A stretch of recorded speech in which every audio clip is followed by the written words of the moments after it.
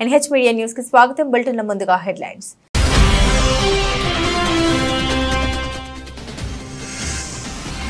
హైదరాబాద్ చేరుకున్న రాష్ట్రపతి ద్రౌపది ముర్ము. ఘన స్వాగతం పలికిన గవర్నర్ జిష్ణుదేవ్ వర్మ, ముఖ్యమంత్రి రేవంత్ రెడ్డి, మంత్రులు.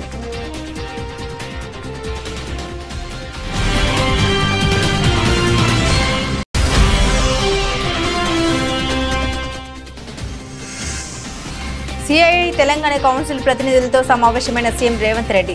నగరంలోని పురాతన మెట్ల బావుల పునరుద్ధరణకు పర్యాటక శాఖతో ఒప్పందాలు.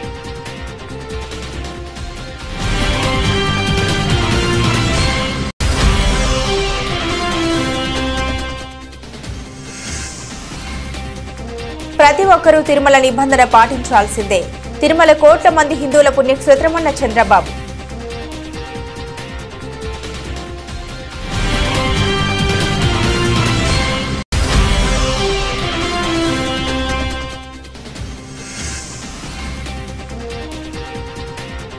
బుచ్చమ్మది ప్రభుత్వ హత్యే, హైడ్రాపై హరీష్ రావు మండిపాటు.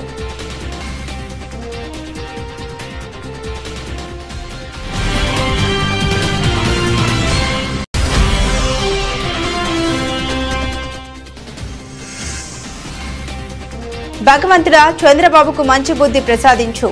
ఏపీ ఆలయాల్లో వైసీపీ నేతల పూజలు.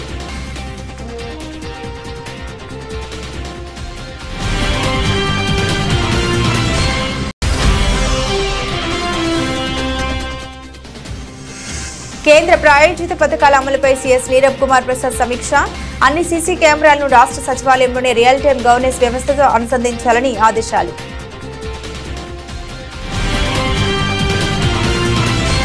రాష్ట్రపతి ద్రౌపది ముర్ము హైదరాబాద్ చేరుకున్నారు. ఢిల్లీ నుండి ఎయిర్పోర్టు విమానంలో హైదరాబాద్లోని బేగంపేట ఎయిర్పోర్ట్లో ల్యాండ్ అయ్యారు.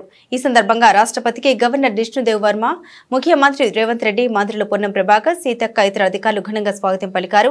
నల్సార్ యూనివర్సిటీ ఆఫ్ లా స్నాతకోత్సవానికి హాజరవుతారు. అనంతరం మధ్యాహ్నం రాష్ట్రపతి ఆల్ నిలయంలో 8 రోజుల పాటు నిర్వహించే ఈశాన్య రాష్ట్రాల భారతీయ కళా మహోత్సవాన్ని ప్రారంభించనున్నారు.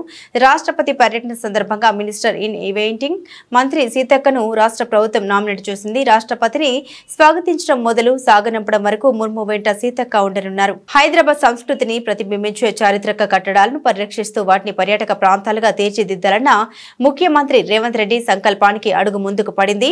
పలు చారిత్రాత్మక పురాతన మెట్ల బావుల పునరుద్ధరణకు కాన్ఫెడరేషన్ ఆఫ్ ఇండియన్ ఇండస్ట్రీ ప్రతినిధులు ముందుకొచ్చారు. సిఐఐ తెలంగాణ కౌన్సిల్ ప్రతినిధులతో సీఎం సచివాలయంలో సమావేశమయ్యారు. మంత్రి జూపల్లి కృష్ణారావు గారు ప్రభుత్వ ఉన్నతాధికారుల సమక్షంలో జరిగిన ఈ సమావేశంలో నగరంలోని పురాతన మెట్ల బావుల పునరుద్ధరణకు ఆయా సంస్థలు ముందుకొచ్చి సీఎం సమక్షంలో పర్యాటక శాఖతో ఒప్పందాలు చేసుకున్నాయి.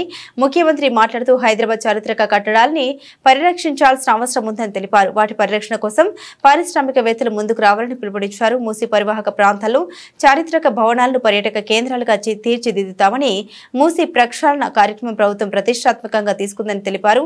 పాత అసెంబ్లీ భవనాన్ని పునరుద్ధరిస్తున్నామని, త్వరలోనే అందులో శాసనమండలి కార్యకలాపాలు నిర్వహిస్తామని వెల్లడించారు. జూబ్లీ హాల్ కు చారిత్రక ప్రాధాన్యతను దృష్టిలో పెట్టుకుని దాన్ని పరిరక్షించే బాధ్యత తీసుకోవాలని సిఐఐకి సూచించారు. ప్రతి ఒక్కరూ తిరుమల నిబంధన పాటించాల్సిందేనని ముఖ్యమంత్రి చంద్రబాబు అన్నారు. తిరుమల కోట్ల మంది హిందువుల పుణ్యక్షేత్రమని చంద్రబాబు తెలిపారు. భక్తుల మనోభావాల్ని పరిరక్షించేందుకు తమ ప్రభుత్వం ప్రాధాన్యతను ఇస్తోందని వ్యాఖ్యానించారు. ఆలయ ఆచారాలకు భిన్నంగా ఎవరూ వ్యవహరించవద్దని విజ్ఞప్తి చేశారు. తిరుమల లడ్డు ప్రసాదం వ్యవహారం పూర్తిగా రాజకీయ రంగు పులుముకుంది. తిరుమల పర్యటనకు వెళ్తున్నానని జగన్ ప్రకటించిన తర్వాత ఈ వ్యవహారం మరింత ముదిరింది. క్రైస్తవుడైన జగన్ తిరుమల డిక్లరేషన్ పై సంతకం చేసిన తర్వాతే శ్రీవారిని దర్శించుకోవాలని హిందూ సంఘాలు డిమాండ్ చేశాయి. ఈ క్రమంలో ఏపీ ముఖ్యమంత్రి చంద్రబాబు ఎక్స్ వేదికగా కీలక వ్యాఖ్యల్ని చేశారు. కలియుగ వైకుంఠమైన తిరుమల శ్రీవారి ఆలయం కోట్ల మంది హిందువుల అతిపెద్ద పుణ్యక్షేత్రమని సీఎం తెలిపారు. ఈ దివ్యక్షేత్రం మన రాష్ట్రంలో ఉండడం మన అందరి అదృష్టమని అన్నారు. ఏడుకొండల వాడి పవిత్రతను కాపాడేందుకు, భక్తుల మనోభావాల్ని పరిరక్షించేందుకు తమ ప్రభుత్వం ఎప్పుడూ అత్యంత ప్రాధాన్యతనిస్తోందని తెలిపారు. తిరుమల దర్శనానికి వెళ్లే ప్రతి భక్తులు అత్యంత నియమ నిష్టలతో, శ్రద్ధ ఆసక్తులతో స్వామివారిని కొలుస్తారని తెలిపారు. భక్తులు అత్యంత పవిత్రంగా భావించే ఈ క్షేత్ర పవిత్రతను కాపాడవలసిన బాధ్యత ప్రతి ఒక్కరిపైన ఉందని ముఖ్యమంత్రి తెలిపారు. శ్రీవారి సన్నిధికి వెళ్లే ప్రతి ఒక్కరూ ఆలయ నియమాలను, ఆగమశాస్త్ర ఆచారాలని, టీటీడీ నిబంధన తప్పక పాటించాలని కోరుతున్నామని అన్నారు. భక్తుల మనోభావాలకు, ఆలయ ఆచారాలకు భిన్నంగా ఎవరు వ్యవహరించవద్దని విజ్ఞప్తి చేస్తున్నామని తెలిపారు. ఓం నమో శ్రీ వెంకటేశాయ నమః అని ట్వీట్ చేశారు. వెంకటేశ్వర స్వామి ఈ రాష్ట్రంలో ఉండడం మనందరి అదృష్టం. కలియుగ దేవుడు వెంకటేశ్వర స్వామి ఈ రాష్ట్రంలో ఉండడం మనందరికి కూడా ఒక అదృష్టంగా మనం భావించాల్సిన అవసరం ఉంది. ప్రపంచంలో భారతీయులు ఎక్కడున్నా, హిందువులు ఎక్కడున్నా జీవితంలో ఒక్కసారైనా వచ్చి వెంకటేశ్వర స్వామి దర్శనం చేసుకుని వాళ్ళ యొక్క మొక్కులు తీర్చుకోవాలని కోరుకుంటారు. అలాంటి పుణ్యక్షేత్రం, దివ్యక్షేత్రం మన రాష్ట్రంలో ఉండడం మన అందరి అదృష్టం. ఇటీవల అది కూడా కాంట్రవర్సీ అయింది లడ్డు విషయంలో. అది కూడా మనం ఒకసారి చూస్తే ప్రతి ఒక్క టెంపుల్కి కొన్ని సాంప్రదాయాలు ఉంటాయి. ప్రతి ఒక్క మతానికి కూడా కొన్ని సాంప్రదాయాలు ఉంటాయి. మత సామరస్యాన్ని కాపాడడం ఎంత ముఖ్యమో ప్రతి ఒక్క దేవాలయాల్లో కానీ, చర్చిల్లో కానీ, మసీదుల్లో కానీ ఉండే సాంప్రదాయాన్ని గౌరవించడం కూడా అంతే ముఖ్యం. పాలకులు మేమందరం ఆలోచించుకోవాల్సింది ముందు అక్కడుండే చట్టాలని, సాంప్రదాయాల్ని మేము గౌరవించాలి. అలాంటిది అక్కడ వేరే మతం వాళ్ళు ఎవరన్నా వస్తే డిక్లరేషన్ ఇవ్వాలి. వెంకటేశ్వర స్వామి పైన నమ్మకం ఉందని డిక్లరేషన్ ఇస్తే వాళ్ళు దర్శనం చేసుకోవచ్చు. అది ఆనవాయితీ. అది ఇవ్వకుండా పోవడం కూడా తప్పు, చట్ట ఉల్లంఘన. నేను ఆ విషయమే చెప్పాను. బీఆర్ఎస్ కీలక నేత మాజీ మంత్రి హరీష్ రావు తాజాగా హైడ్రాపై సంచలన వ్యాఖ్యలు చేశారు. రాష్ట్రంలో ఈ సంస్థ హైడ్రోజన్ బాంబుల మారిందని దుయ్యబట్టారు. కష్టపడి కట్టుకున్న ఇల్లు కూల్చేస్తే ఎలా అని మండిపడ్డారు.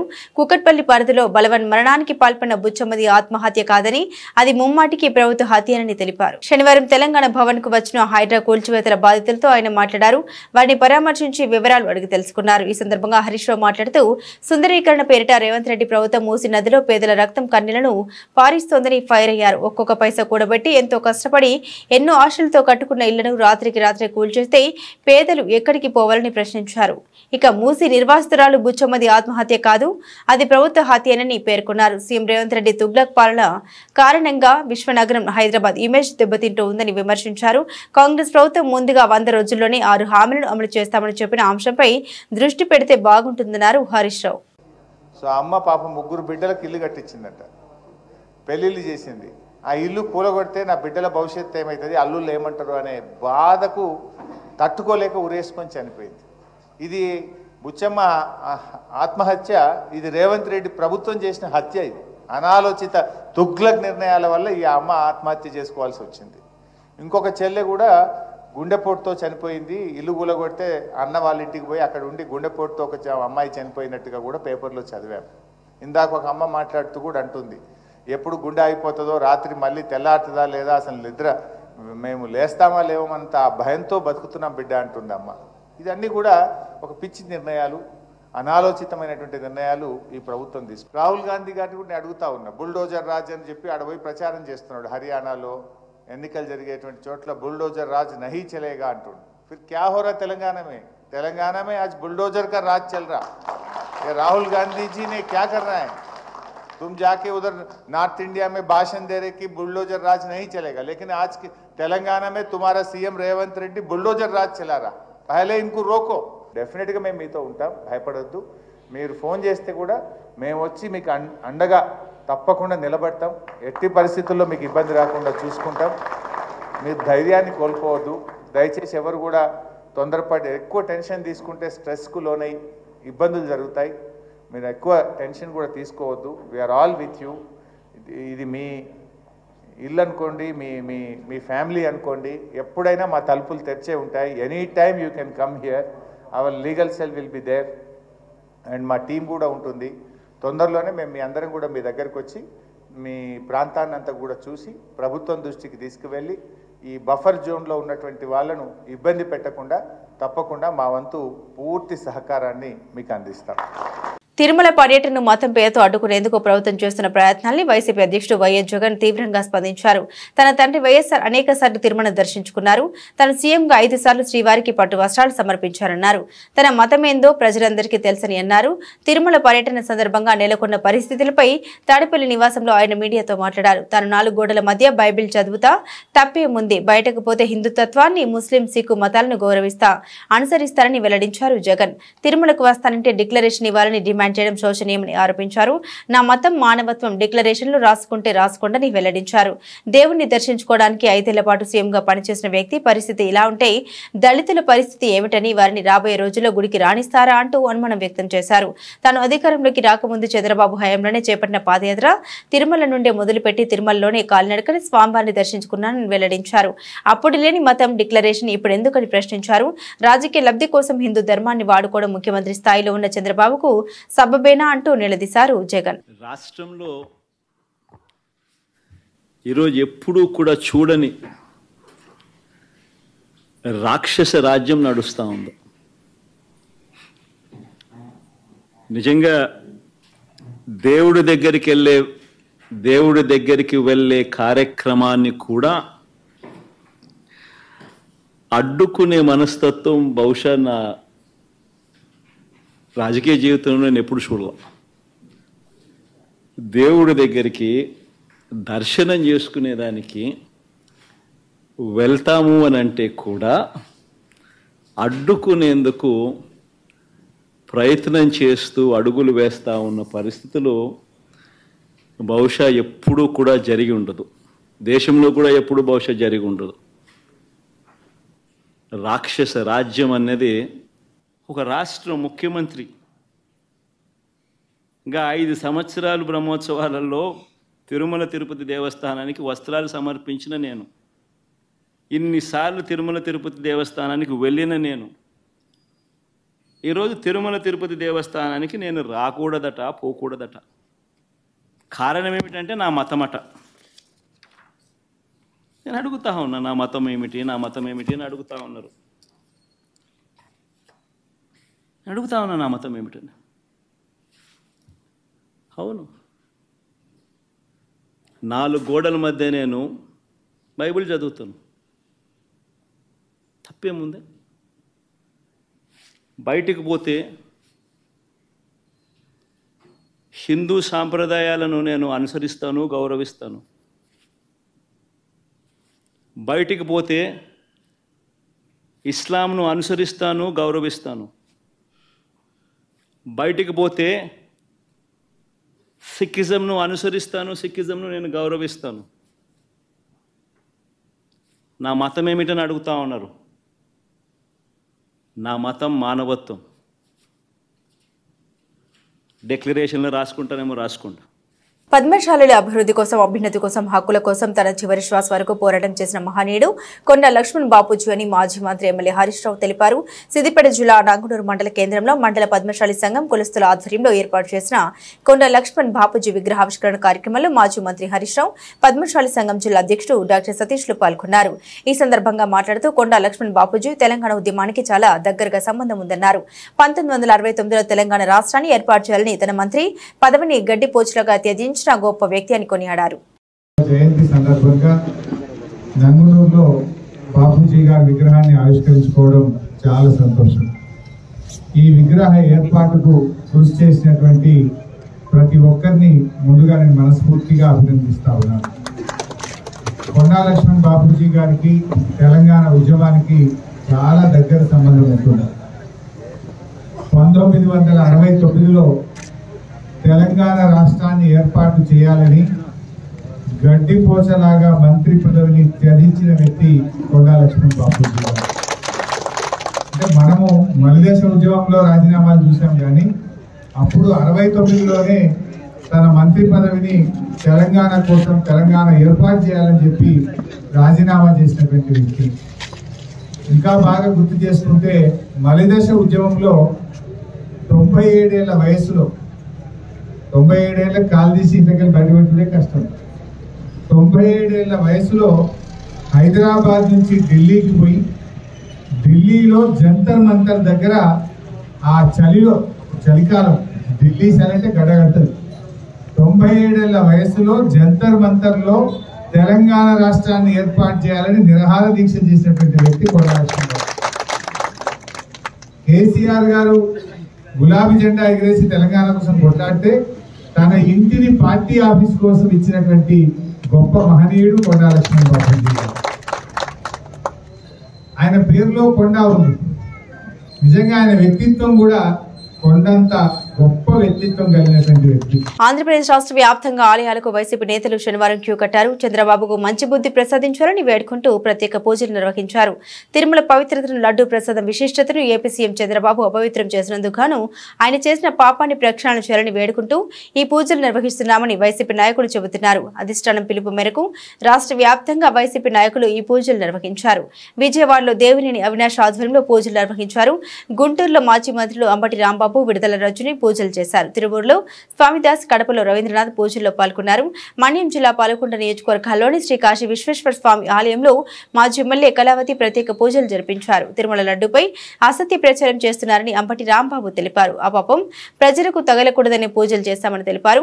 నెయ్యి కల్తీపై సిబిఐ విచారణ జరిపించాలని మోదుగుల డిమాండ్ చేశారు. తిరుమల డిక్లరేషన్ వివాదంపై మాజీ మంత్రి పేర్ని నాని కీలక వ్యాఖ్యలు చేశారు. జగన్ ఇప్పుడు కొత్తగా డిక్లరేషన్ ఇవ్వాల్సిన అవసరం ఏంటని ఆయన ప్రశ్నించారు. శ్రీవారిపై నమ్మకంతోనే జగన్ అనేక సార్లు దర్శనం చేసుకున్నారని తెలిపారు. తిరుమలకు వచ్చే వారందరి నుండి డిక్లరేషన్ తీసుకుంటున్నారని ప్రశ్నించారు. చంద్రబాబుకు ఈ వయసులో రాజకీయాలు ఎందుకు అని పేర్ని నాని ప్రశ్నించారు. జగన్ ను రాజకీయంగా అంతమొందించాలని కుట్ర పన్నారని విమర్శించారు. కలిసింది అంటే నిన్నటికి ఎక్కడికి వచ్చాడు చంద్రబాబు నాయుడు గారు? ఆ మలినమైన ఆవు నెయ్యిని వాడారు, కానీ ఎక్కడ వాడారో తెలియదు. 70 ఏళ్ళు వచ్చి బతుకు మనకు అవసరమా చంద్రబాబు నాయుడు గారు? 70 ఏళ్ల వయసు ఎందుకు బతికి ఈ రకంగా 10 మందికి ఆదర్శంగా మనం పోతే చంద్రబాబు నాయుడు గారా లేదా రాజశేఖర రెడ్డి గారా? మనమా? ఎవరైనా? రాజశేఖర రెడ్డి గారు మరణించాడు, ఆదర్శంగా నిలిచాడు. ఏ పార్టీకి సంబంధించిన సరే, ఏ దేశంలో అయినా సరే రాజకీయ నాయకుడు జనం కోసం ఇలా బతకాలి అని రాజశేఖర రెడ్డి గారు అలా బతికి చూపించాడు. కానీ 75 ఏళ్ళు, 14 ఏళ్ళు ముఖ్యమంత్రి, 15 ఏళ్ళు ముఖ్యమంత్రి, ఎవరికో ఏం ఆదర్శం చూపిస్తూ మనం బతుకుతున్నాం? రేపు మీరు వెళ్ళిపోయిన తర్వాత మీ గురించి ఏం మాట్లాడుకోవాలి? ఇటువంటి తప్పుడు మాటలు కూడా మాట్లాడాడు రాజకీయాల కోసం అని చెప్పి మాట్లాడుకోవాలా? జగన్మోహన్ రెడ్డి గారు స్వామివారి దర్శనానికి వెళ్తానంటే ఏం పూజ చేసుకుంటాకో లేకపోతే వేరే రకంగా కూడా కాదు కదా, కేవలం దర్శనం చేసుకుంటాకి వెళ్తానంటే వెంటనే ఫ్లెక్సీలు పెట్టిస్తావా? తిరుమలలో ఎప్పుడన్నా నువ్వు అక్కడే పుట్టానంటున్నావు కదా, ఎప్పుడన్నా తిరుమలలో అన్యమతస్తులు డిక్లరేషన్ ఇవ్వండి అని చెప్పని ఎప్పుడన్నా బోర్డు కడతాం చూసారా? అంటే జగన్మోహన్ రెడ్డి గారు వస్తున్నారంటే ఆ మధ్యాహ్నం కడతారు, ఆయన్ని రావట్లేదు, వీళ్ళందరూ కూడా ఆ కార్యక్రమాన్ని రచ్చ చేయాలనుకుంటున్నారు.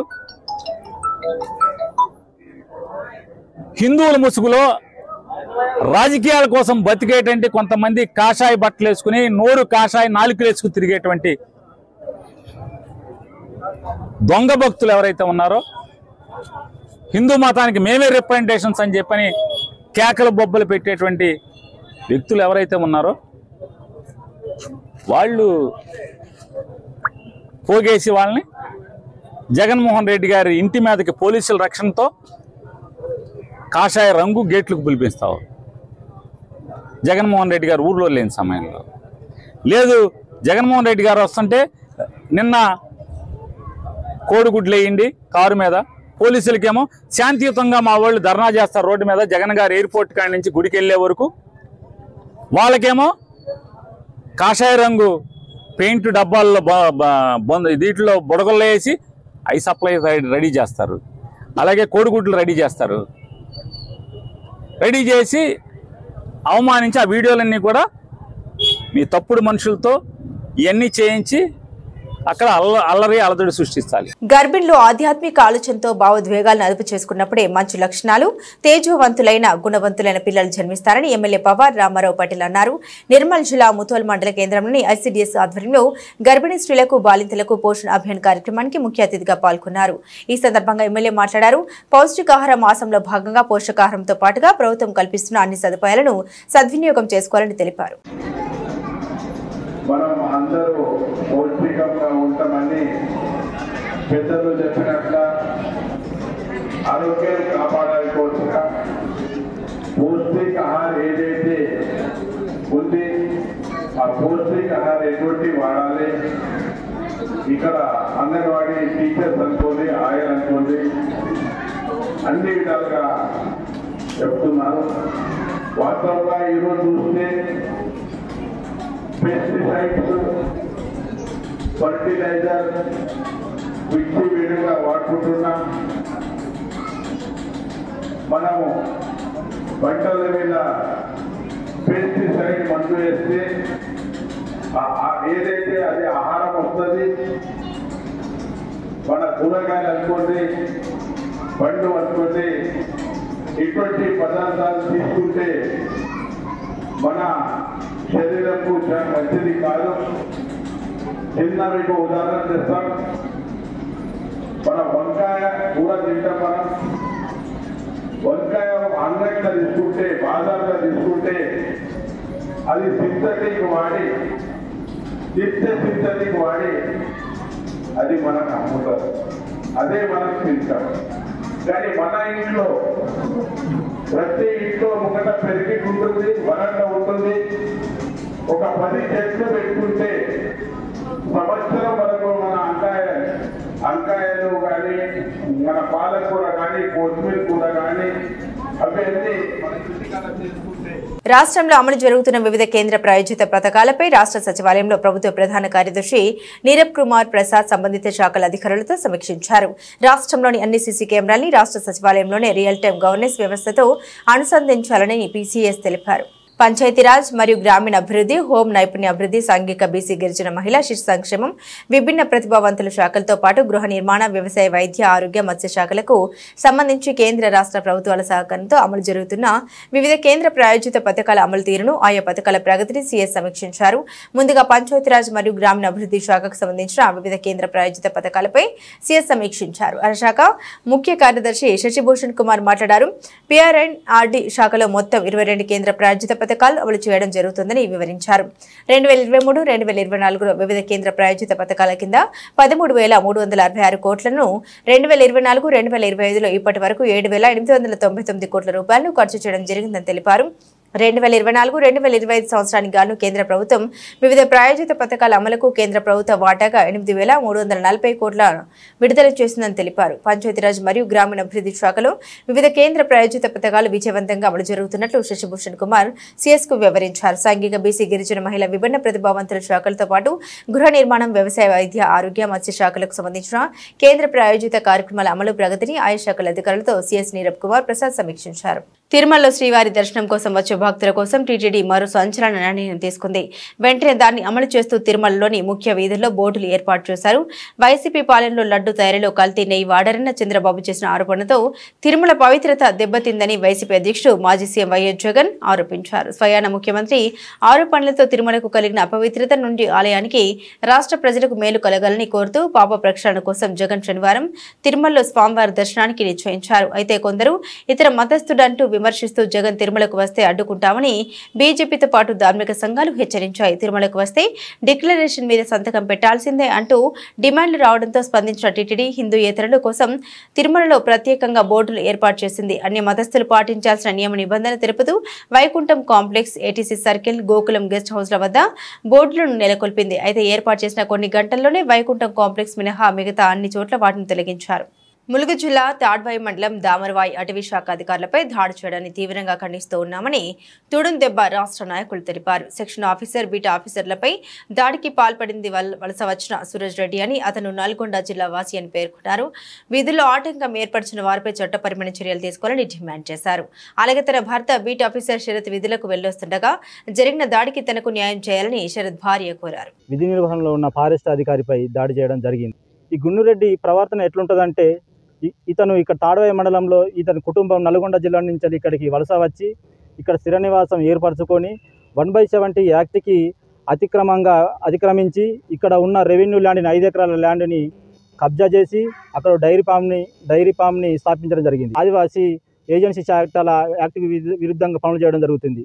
అతనిపై చర్యలు తీసుకోవాలని, అలాగే గున్నురెడ్డి గతంలో కూడా ఇక్కడ ఆదివాసీ యువకులపైన 3 పైన దాడి చేయడం జరిగింది. జీవనం సాగించే ఆదివాసులపైన కూడా భూములలో కూడా పోయి తన యొక్క క్రూరమైన మెంటాలిటీతోటి ఆదివాసులపైన దాడులు చేయడం జరుగుతుంది. కాబట్టి విధి నిర్వహణలో ఉన్న సోలం శరత్ చంద్రని దాడి చేసిన గున్నురెడ్డిపై SC/ST అట్రాసిటీ కేసు నమోదు చేసి ఆదివాసులకి వ్యతిరేకంగా కార్యక్రమాలు చేస్తున్న గుండ్రెడ్డిపై చర్యలు తీసుకోవాలని కోరుకోవడం జరుగుతుంది.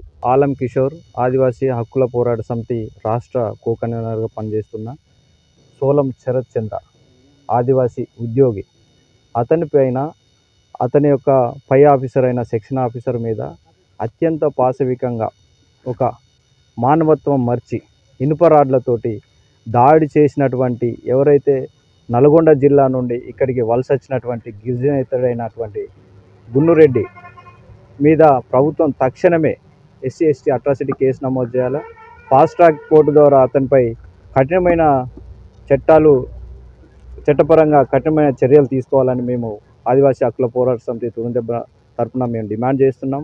చంద్రబాబు నీచ రాజకీయాలకు కలియుగ దైవం తిరుమల శ్రీ వెంకటేశ్వర స్వామి వారి దేవస్థానం విశిష్టతను, లడ్డూ ప్రసాదం పవిత్రతకు భంగం కలిగించి ప్రపంచ వ్యాప్తంగా ఉన్న సుమారు 125 కోట్ల హిందువుల మనోభావాలు దెబ్బతీసి తన స్వార్థ రాజకీయాలకు శ్రీవారిని వాడుకున్న అవకాశవాది చంద్రబాబు అని వైఎస్ఆర్ సేవాదళ్ రాష్ట్ర ప్రధాన కార్యదర్శి పార్టీ సీనియర్ నాయకులు ఒమ్మి రఘురాం అన్నారు. మాజీ ముఖ్యమంత్రి వైఎస్ జగన్మోహన్ రెడ్డి పిలుపు మేరకు చంద్రబాబు ఆధ్వర్యంలో కూటమి పాపపు పాలన ప్రక్షాళనకు జగ్గంపేట శ్రీ వెంకటేశ్వర స్వామి వారి దేవస్థానం జగ్గంపేట జెడ్పీటీసీ ఒమ్మి బిందు మాధవితో కలిసి ప్రత్యేక పూజలు నిర్వహించారు.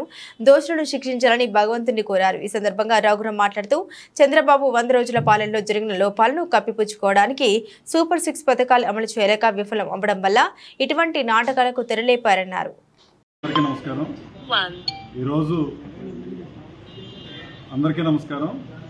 ఈరోజు జగ్గంపేట వెంకటేశ్వర స్వామి దేవస్థానంలో అలాగే రాజగోపాల స్వామి దేవస్థానంలో ఈరోజు రాష్ట్రంలో జరుగుతున్న మరి ముఖ్యంగా తిరుమల తిరుపతి దేవస్థానానికి సంబంధించి దేవస్థానం ప్రతిష్టని భంగపరిచేలా అలాగే దేవస్థానానికి సంబంధించినటువంటి లడ్డూ ప్రసాదాన్ని అప్రతిష్ట పాలు చేసేలా ప్రపంచవ్యాప్తంగా ఉన్న సుమారు 125 కోట్ల మంది హిందువుల మనోభావాలు దెబ్బతీసే విధంగా ప్రస్తుతం పరిపాలన చేస్తున్నటువంటి కూటమి ప్రభుత్వం చంద్రబాబు నాయుడు గారు ముఖ్యమంత్రిగా హిందువుల మనోభావాలు దెబ్బతీసే విధంగా లేనిదాన్ని ఉన్నట్టుగా అబద్ధాలు చెబుతూ ఈరోజు హిందూ మనోభావాలు దెబ్బతీయడంతో పాటుగా రాష్ట్రంలో పవన్ కళ్యాణ్ గారు మత విద్వేషాలు రెచ్చగొట్టే విధంగా హిందువులు, క్రైస్తవులు, ముస్లింల మనోభావాల్ని రెచ్చగొడుతూ ప్రొవోక్ చేస్తూ ఈరోజు జరుగుతున్నటువంటి ఏదైతే పరిపాలన ఉందో ఆ పరిపాలన ఒక పాపపు పరిపాలనగా అటువంటి కూటమి ప్రభుత్వ పరిపాలన ప్రక్షాళన జరగాలన్న ఆలోచనతో గౌరవ మాజీ ముఖ్యమంత్రి వర్యులు జగన్మోహన్ రెడ్డి గారి పిలుపు మేరకు ఈరోజు జగ్గంపేట నియోజకవర్గ కేంద్రంలో వెంకటేశ్వర స్వామి దేవస్థానంలో ప్రత్యేకమైనటువంటి పూజలు నిర్వహించి ఏదైతే ఈరోజు అబద్ధపు ప్రచారం జరుగుతుందో దాంట్లో వాస్తవాలను నిగ్గుతేల్చాలని ఆ వెంకటేశ్వర స్వామిని ప్రార్థించడం జరిగింది. ఇందులో భాగంగా ఈరోజు ఈ కార్యక్రమంలో పాల్గొన్నటువంటి ప్రతి ఒక్కరికి పేరు పేరున ప్రత్యేకమైనటువంటి కృతజ్ఞతలు, ధన్యవాదాలు తెలియజేస్తూ ఈరోజు ఎన్నో రకాలైనటువంటి అబద్ధాలు. బులెటిన్ ముగించే ముందు హెడ్లైన్స్ మరోసారి.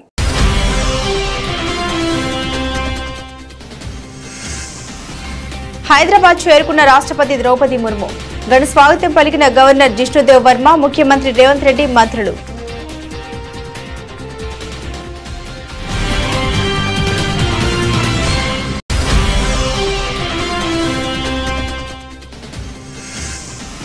సిఐఐ తెలంగాణ కౌన్సిల్ ప్రతినిధులతో సమావేశమైన సీఎం రేవంత్ రెడ్డి. నగరంలోని పురాతన మెట్ల బావుల పునరుద్ధరణకు పర్యాటక శాఖతో ఒప్పందాలు.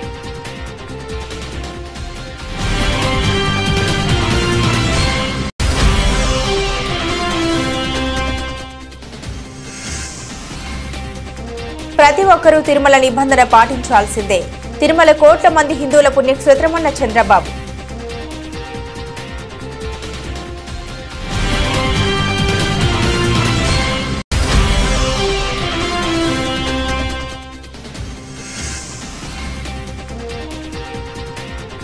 బుచ్చమ్మది ప్రభుత్వ హత్య, హైడ్రాపై హరీష్ రావు మండిపాటు.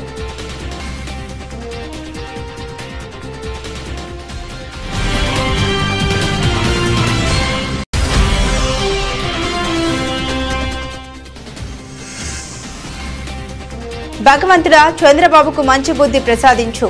ఏపీ ఆలయాల్లో వైసీపీ నేతల పూజలు.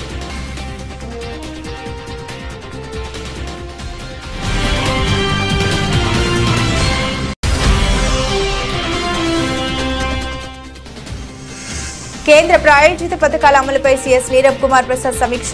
అన్ని సీసీ కెమెరాలను రాష్ట్ర సచివాలయంలోనే రియల్ టైం గవర్నెన్స్ వ్యవస్థతో అనుసంధానించాలని ఆదేశాలు.